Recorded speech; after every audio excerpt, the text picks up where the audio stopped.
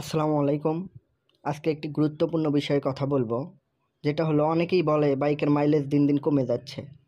কি কারণে কমে যায় জানতে হলে ভিডিওটি সম্পূর্ণ দেখুন। প্রথমত, বাইকের তেল। এই বাইকের তেলটা অনেক গুরুত্বপূর্ণ। আমরা অনেকেই পাম্প থেকে তেল না তুলে বাইরের অনেক দোকান থেকে তেল তুলি। সেক্ষেত্রে তেলের ভেতর অনেক ভেজাল থাকে, যার কারণে ইঞ্জিনের সমস্যা দেখা দেয়। এর জন্য আমাদের প্রথমত ভালো ভালো পাম্প থেকে তেল তুলতে হবে, যেগুলো পাম্পে ভালো তেল পাওয়া যায়। এরপর হলো টায়ার প্রেশার। কোম্পানি থেকে নির্দিষ্ট পরিমাণে একটা টায়ার প্রেশার নির্ধারণ করে দেয়া থাকে, সে অনুযায়ী টায়ার প্রেশার দিতে হবে।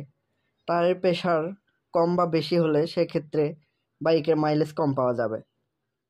অয়েল বা মোবিল, এটি একটি গুরুত্বপূর্ণ বিষয়। প্রতিটি বাইকের জন্য এখানে একটা গ্রেড নির্ধারণ করে দেয়া থাকে। আমরা অনেকে বুঝে সকল ধরনের মোবিল বাইকে তুলি, এক্ষেত্রে বাইকের ইঞ্জিন গরম হয়ে যায় এবং মাইলেজ কম পাওয়া যায়। এটি একটি গুরুত্বপূর্ণ বিষয়। এর জন্য গ্রেড অনুযায়ী বাইকে মোবিল তুলতে হবে। আরেকটি গুরুত্বপূর্ণ বিষয় হলো মোবিল ফিল্টার। আমরা অনেকেই আছি যে দীর্ঘদিন বাইক চালানোর পর মোবিল ফিল্টার চেঞ্জ করি না, শুধু মোবিল চেঞ্জ করি। সেক্ষেত্রে ফিল্টারটা একদম নষ্ট হয়ে যায়, যার কারণে ইঞ্জিন অনেক হিট হতে থাকে, দিন দিন বাইকের মাইলেজ কমে যায়। এই জন্য আমাদের প্রতিনিয়ত সময় অনুযায়ী মোবিল ফিল্টার চেঞ্জ করতে হবে।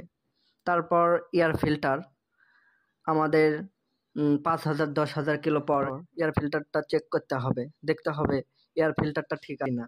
এয়ার ফিল্টার দিয়ে ঠিক বাতাস গেলে বাইকের মাইলেজ অটোমেটিক কমে যাবে। বাইক চালানোর সময় বাইকের গতির তুলনায় অতিরিক্ত থ্রটল টানা এবং ঘন ঘন ক্লাচ চাপা।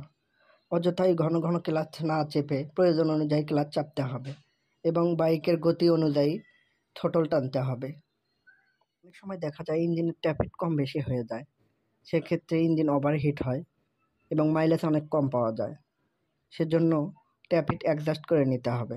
ট্যাপিট অ্যাডজাস্ট থাকলে মাইলেজ ঠিকঠাক পাওয়া যায়। এই বিষয়গুলো মেনটেন করে চলতে পারলেই বাইকের মাইলেজ কমে যাবে না, বাইকের মাইলেজ যেমন ঠিকঠাকই থাকবে এবং আপনি মাইলেজ আরও বেশি পাবেন।